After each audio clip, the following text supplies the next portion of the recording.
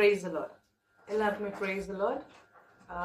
நம்ம வந்து Matthew chapter பார்த்துருக்க காஸ்பல் ஸ்டடியில் மேத்யூ போன கிளாஸ் நம்ம இன்ட்ரடக்ஷன் பார்த்தோம். ஒரு வேலை இன்ட்ரடக்ஷன் யாராவது நீங்கள் பார்க்கலன்னா நீங்கள் வீடியோக்கு போய் பார்க்கலாம். கீழே டிஸ்கிரிப்ஷனில் லிங்க் இருக்கும்.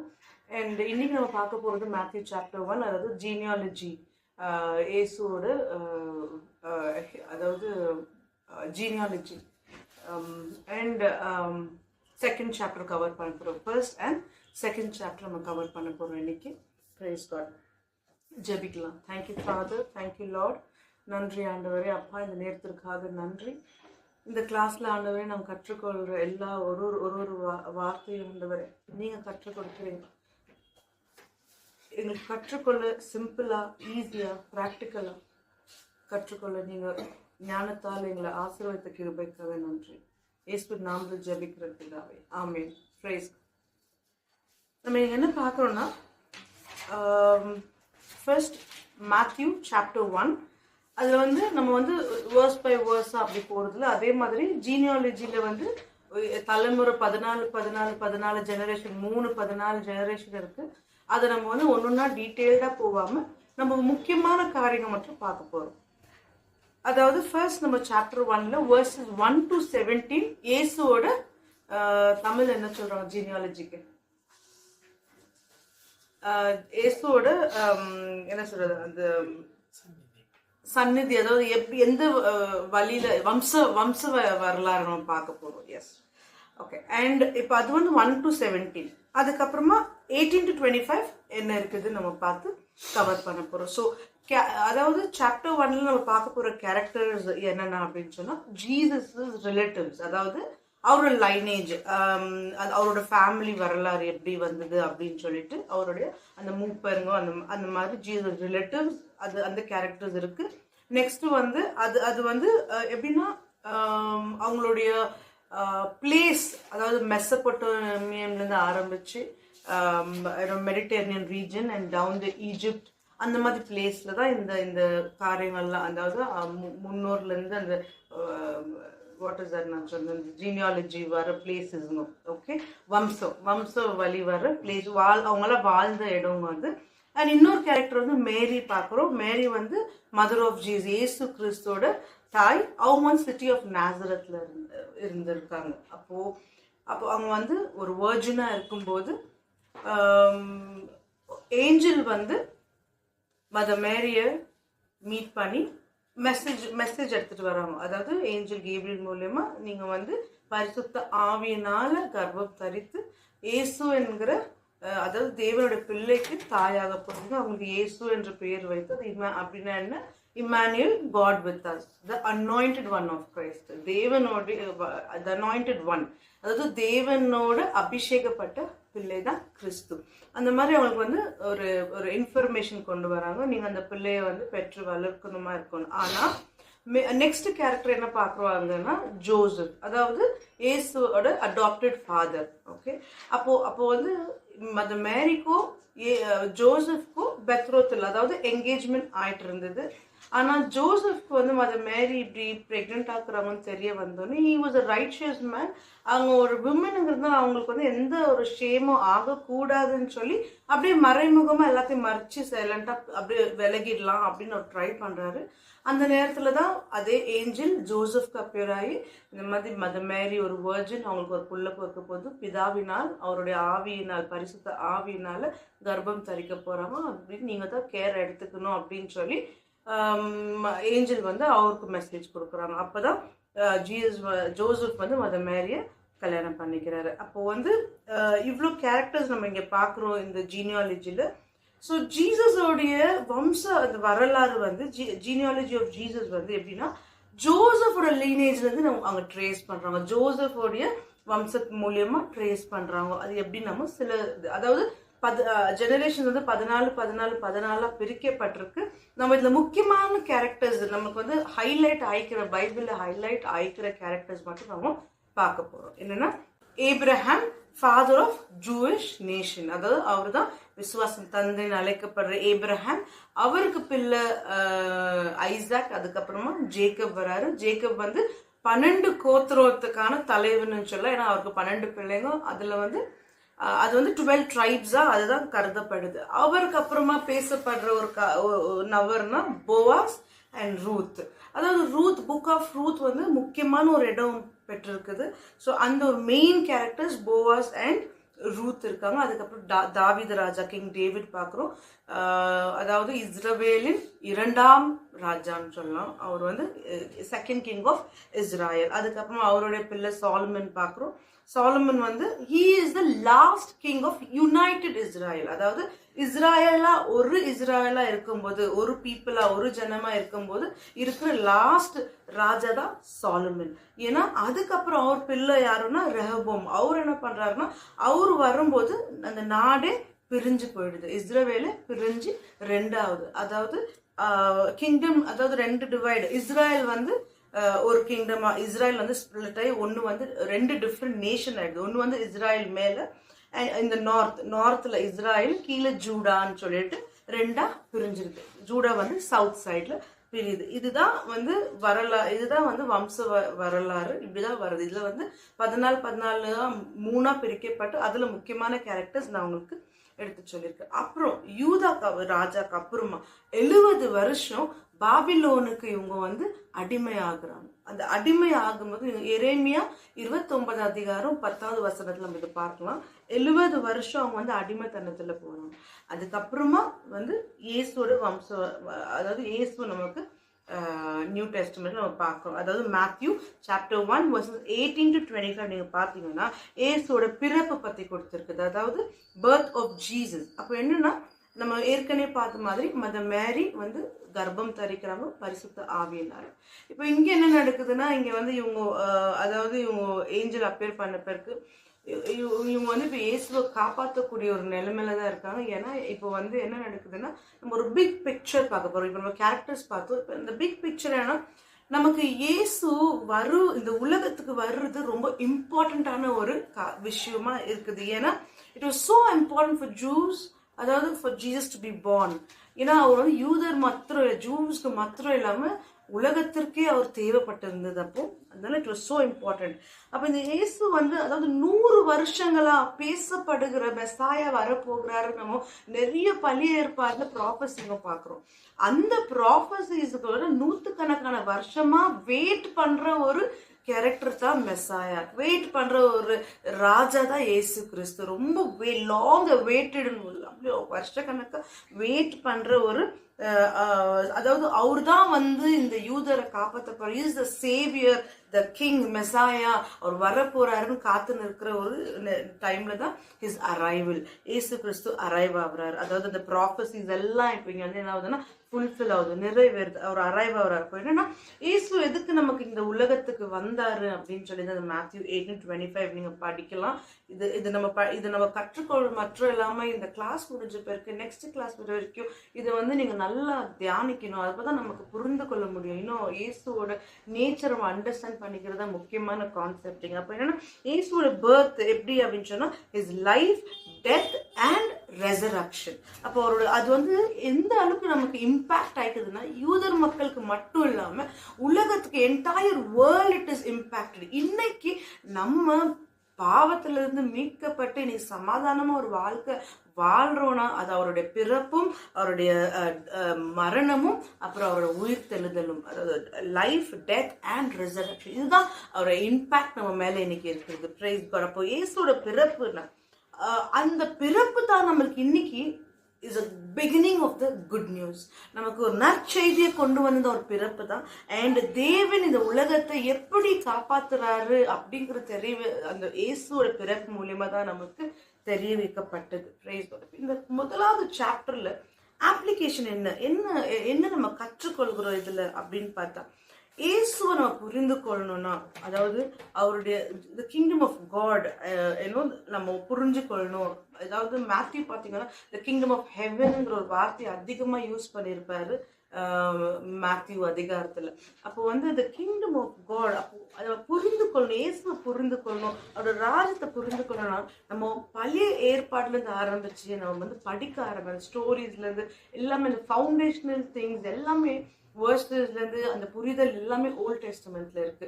அப்போ ஓல்ட் டெஸ்டமெண்ட்ல ஃபுல்ஃபில் ஆகுதா நியூ டெஸ்டமெண்ட். நான் நேற்றே லாஸ்ட் கிளாஸ்ல சொன்ன மாதிரி ஓல்ட் டெஸ்டமெண்ட்ல இருந்து, அதாவது ஆதி ஆகமம்ல இருந்து ரெவலேஷன் வெளிப்பாடு வரைக்கும் பேசப்படுற ஒரே கேரக்டர் ஜீசஸ் கிரைஸ்ட், இயேசு மட்டும்தான். அதுதான் நமக்கு ரிஃப்ளெக்ஷனே. Entire Bible talks about Jesus Christ. அப்புறம் அவரோட நேச்சரை புரிஞ்சுக்கொள்ளணும்னா கண்டிப்பா நம்ம வேதாகமத்தை தினமும் அவரோட ஸ்டோரிஸ், எப்படி ஃபவுண்டேஷன் வந்தது, எப்படி இயேசு எப்படி ஆண்டவர் வெளிப்படுத்த பார்க்குறாரு, அவருடைய இதயத்தை எப்படி வெளிப்படுத்த பார்க்குறாரு, அப்படி நிறைய காரியங்கள் நம்ம வந்து கற்றுக்கொள்ளலாம். ஓகே, இப்போ நம்ம முக்கியமா வந்து இந்த ஜெனரேஷன்ஸ் பார்த்தீங்கன்னாக்கா 14 3 தலைமுறையை நம்ம பிரித்திருப்பாங்க.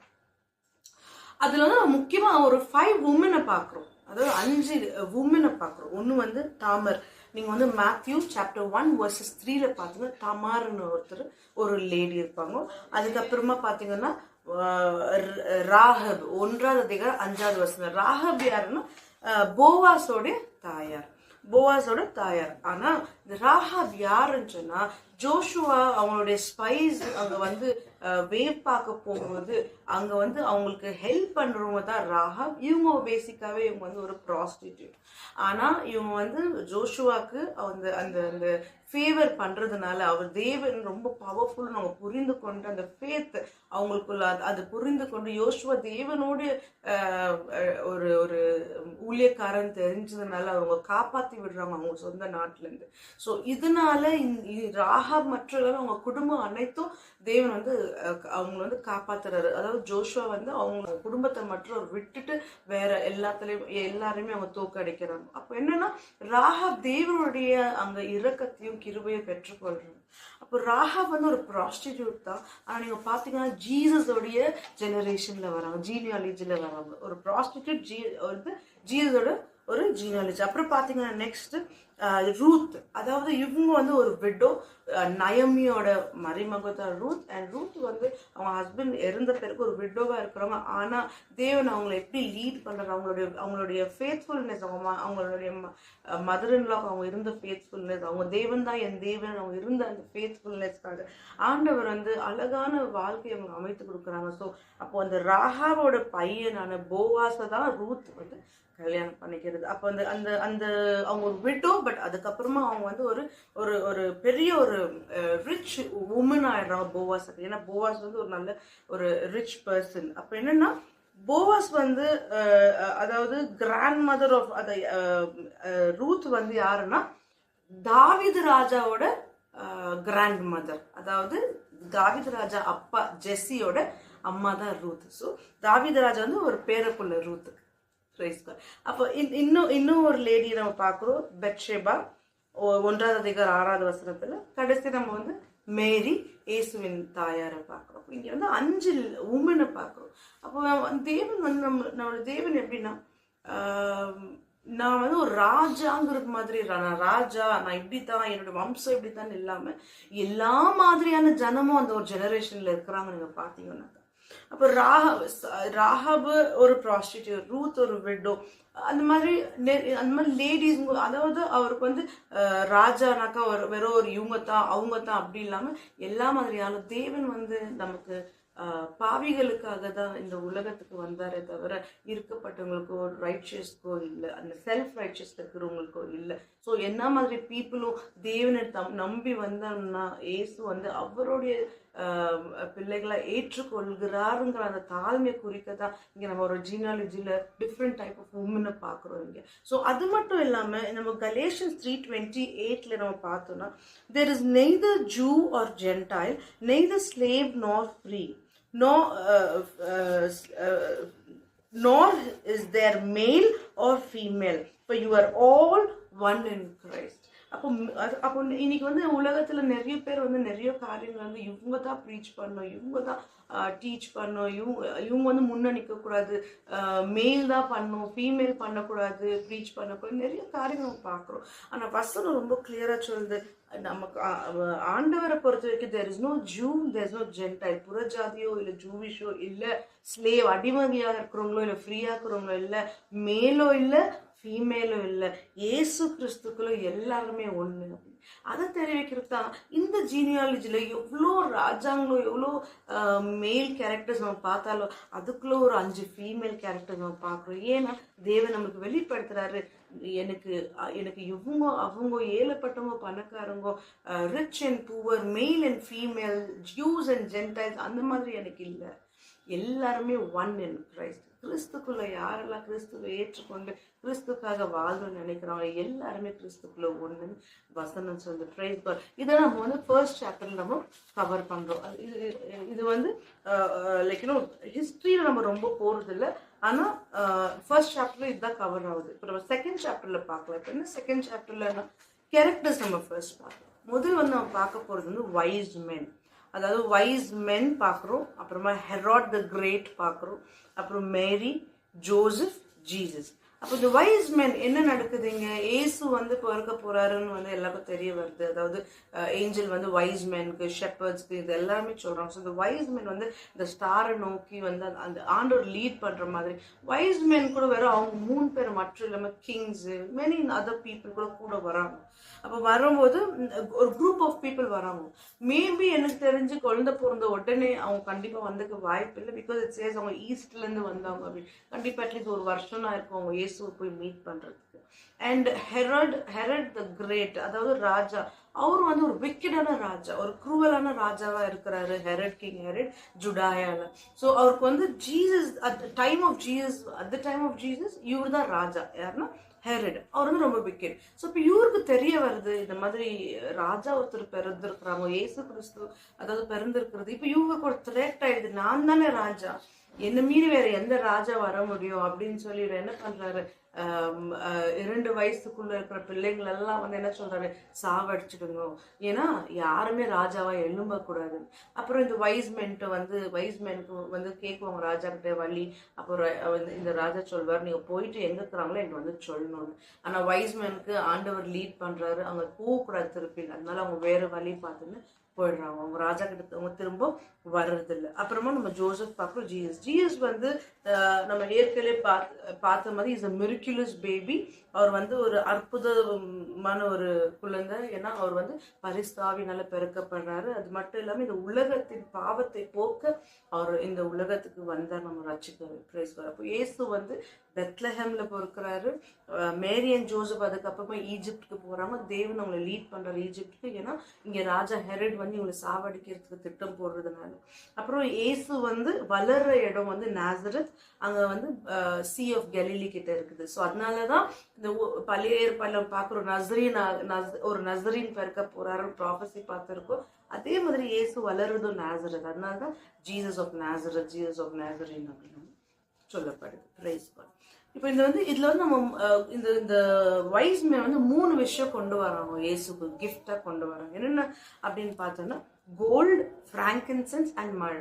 அப்போ இது என்ன அப்படின்னு சொன்னா இதுக்கு வந்து ஒரு அர்த்தம் இருக்குது, 3க்குமே ஒரு அர்த்தம் இருக்குது. இப்போ கோல்டு என்ன அப்படின்னு சொன்னாக்கா இட்ஸ் அ ராயல்டி, அதாவது அந்த கிங்ஷிப், சிம்பிள் ஆஃப் கிங்ஷிப். கோல்டுனாக்கா சிம்பிள் ஆஃப் கிங்ஷிப். அப்ப என்னன்னா கோல்ட் சிக்னிஃபைஸ் ராயல்டி, அது வந்து அந்த ராஜரீகம். அதாவது இட் இஸ் வெரி ப்ரெஷியஸ். அது எப்படின்னா ஏசு ஒரு ராஜாவாக தான் அவர் வந்து ஏசு வந்து ராஜாதி ராஜா அவர், அதை ரெப்ரசன்ட் பண்றதான் அந்த கோல்டு. பிகாஸ் கோல்டு வந்து கிங்ஷிப்பை ரெப்ரசன்ட் பண்ணுது. நெக்ஸ்ட் நம்ம பார்க்கறது ஃப்ராங்கின்சென்ஸ் எப்படின்னாக்கா அது டிவினிட்டி, தூய்மையானது, சிம்பிள் ஆஃப் டிவினிட்டி. அப்போ Jesus Christ is a high priest. அவர் வந்து நமக்கு எல்லாத்துக்குமே தமிழ் ஆசிரியர், மகா ஆசிரியர் என்ன சொல்றாங்க, ஸோ ஹை ப்ரீஸ்ட். ஓகே, அவர் வந்து ஹை ப்ரீஸ்ட். இந்த ஃப்ராங்கின்சென்ஸ் எதுக்கு யூஸ் பண்ணுவாங்கன்னா இந்த புகை போடுவோம், இன்சென்ஸ் சாம்பிராணி போடுவாங்க, அதில் வந்து அந்த ஸ்மெல் வரத்துக்கு போடுவாங்க பாருங்க, அதுதான் ஃப்ராங்கின்சென்ஸ், அந்த ஸ்மெல் வர்றதுக்கு. அப்போ அது என்ன அப்படின்னா அது ஒரு டிவைன் நேச்சர். அது வந்து அவருடைய role as a son of God.